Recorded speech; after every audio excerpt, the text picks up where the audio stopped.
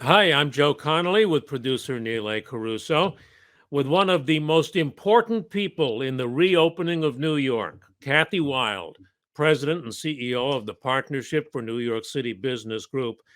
And Kathy is right up there with the mayor and the governor on all of this. She talks with them all the time. And also, Kathy does not sugarcoat negative developments when they happen. And that's why we have her back. So, Kathy, we're starting to hear that the return to offices has plateaued at around 38% or so. It hasn't hit 50. It hasn't come back as quickly as was hoped. Do you think the return to offices has plateaued? I think that for the time being, particularly with the subway shooting that was such a shock to New York City and to commuters, but everybody, I do think that we're going to see actually a slowdown in the return to office temporarily. And that what we've got to think about is how we rebuild and restore confidence so that we can have a very robust return in the fall of 2022. Was that primarily around safety, Kathy? Yes, we recently surveyed thousands of New York City office workers, and their response in terms of what their concerns are about the city, it really started with personal security and public safety and the subways being safe and safe both from gun violence, but equally important or more so in the response to the survey, homeless, mentally ill people. Just there's uh, a general feeling of insecurity, of uncertainty, and that's what the responses said. 80% of the people said they're watching carefully over the next year what happens, and think the next few months is really important. The subway shooting was a huge setback because we were starting to really gain confidence in the efforts that Mayor Adams and Governor Hochul and Police Commissioner Sewell have been making. They've got real definitive activity going on with higher visibility of the police and working in teams with social workers and medical personnel to deal with the subway issues. But this is a setback.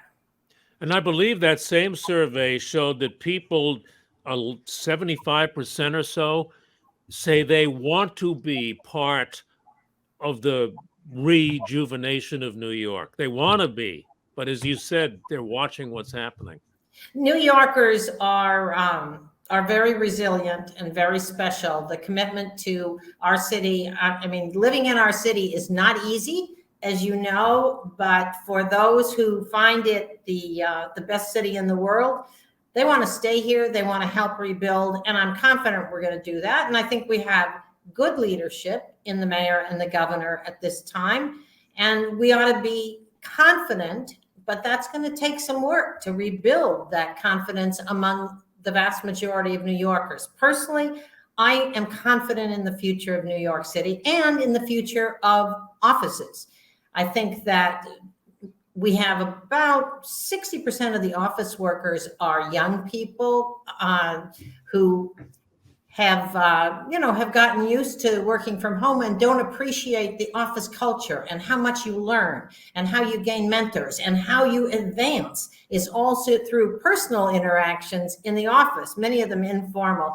And I think they're going to figure that out. And so I think long term, we will have probably on the average day, fewer people in the office, but not that many fewer.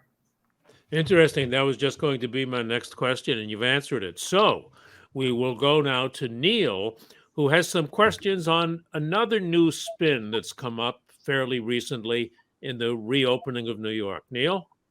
Thanks, Joe. So Kathy, Mayor Adams recently unveiled a new office building in East New York, and it's part of a larger plan to open office buildings in residential neighborhoods.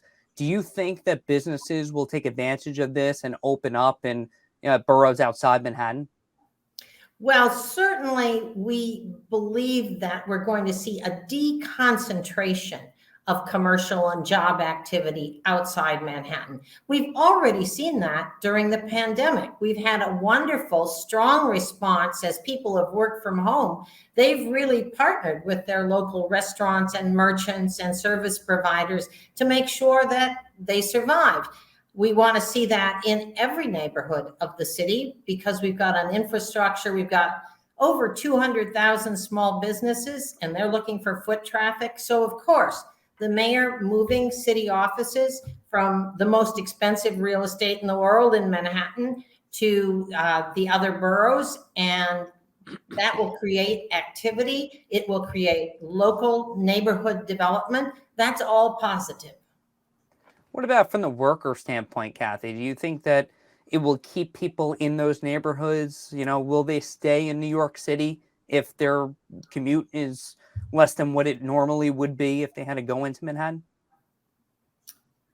Well, that is the workers will not necessarily live any closer to their job. And unfortunately, we have a hub and spoke subway system right now and bus system, express bus system, both of which serve commuters going to and from Manhattan. And so that's going to have to change. We're going to have to adjust. The governor has proposed a Brooklyn to Queens express rail operation, which makes a lot of sense because the people who are going to work both in the city buildings and the other activities that are going on, we're going to have a much more flexible and integrated transportation system. And that's something we ought to be thinking about right now. We shouldn't just continue with our current plans. You know, we've got stuff that's opening like the new stations for Long Island commuters under Grand Central called East Side Access. That costs $12 billion, and it's just unclear what the utilization is going to be. We've got to stop right now before we spend away and think about how are these patterns going to change if we have mini office clusters across the city from the Bronx to Staten Island. I think that's a good thing for neighborhoods, but it's only going to make sense if we also have residential development and affordable housing opportunities for the people that are going to work in those diverse neighborhoods. So there's got to be thinking not just about commercial space. If we're going to reduce the commute and make it easier for people to increase the foot traffic and easier to patronize small businesses, we're going to have to build affordable housing as well. Reports have shown that spending has gone up in especially central business districts of other boroughs outside Manhattan, which is good for them. Is it too soon to say we'll be a less Manhattan-centric city, Kathy? Well, I think in terms of culture, entertainment, Manhattan will continue to rule because it's there's so much built in cultural, entertainment, arts activity in Manhattan already. They really have a head start on everybody else on things other than offices that will bring people to the central city. So I think Manhattan is going to have a special role, and I think it's going to see a lot more residential development. I do think that the economy is going to diversify across the 5 boroughs. And so I think hopefully we can have our cake and eat it. Neil, one more? Yeah, you know, I wonder, Kathy, have you had any conversations with the governor about incentives for businesses to start up in New York City or stay in New York City? Because there's obviously concern that they can move out elsewhere with remote work. Have you had any of those conversations? Well, I think the first thing we've talked with the governor about New York's tax regime, because for the last 2 years, we've been the highest tax state in the country.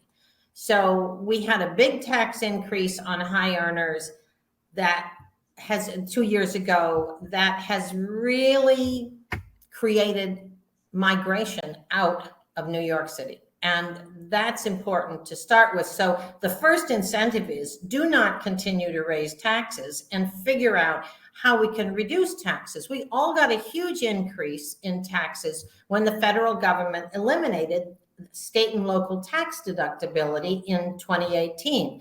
And so those of us who pay federal taxes, they went up because we're now paying taxes on our gross income without any deductions of local real estate taxes and other items. So that's already been, so that's a big one. And number two is, as the mayor has made his key point, have them get out of the way of small business and business startups that require dozens of permits and inspections. And you know, I talk to small businesses all the time where it takes them 3 years from the time they find a space to the time they can open their doors.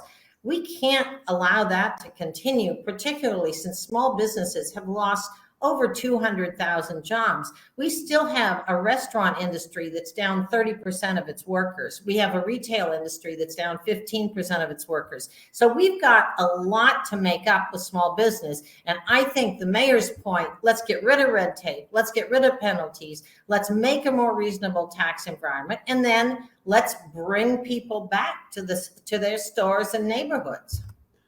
And Kathy, you know, I noticed there's like a pride in the towers, the office towers that represent Manhattan among people.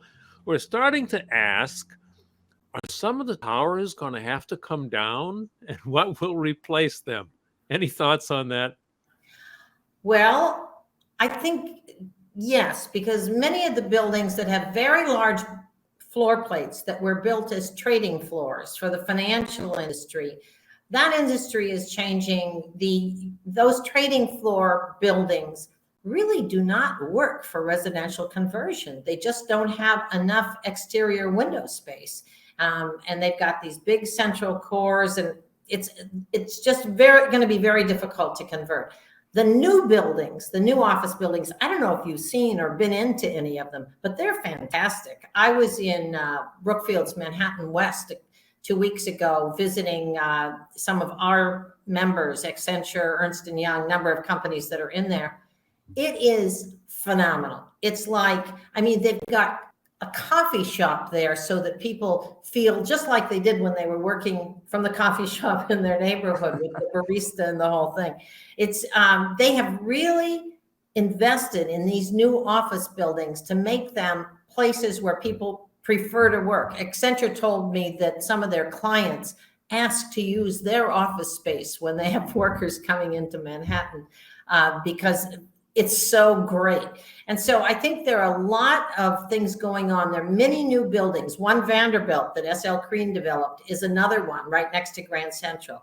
It's spectacular, and people will want to be there. And so the new buildings, they're renting at top rents. They got no problem. And I think it's also important to note that while our residential market in the first couple months of the pandemic, it fell and everybody was getting a great discount on rent and discount on sales price of co-ops, today our residential market is stronger than ever, both in Manhattan and in most of the boroughs. So the residential market, the desire to live in New York City, is stronger than ever.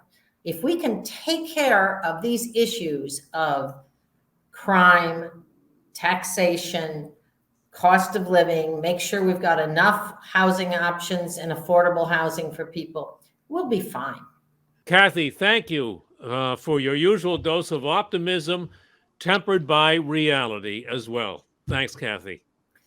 Thank you both.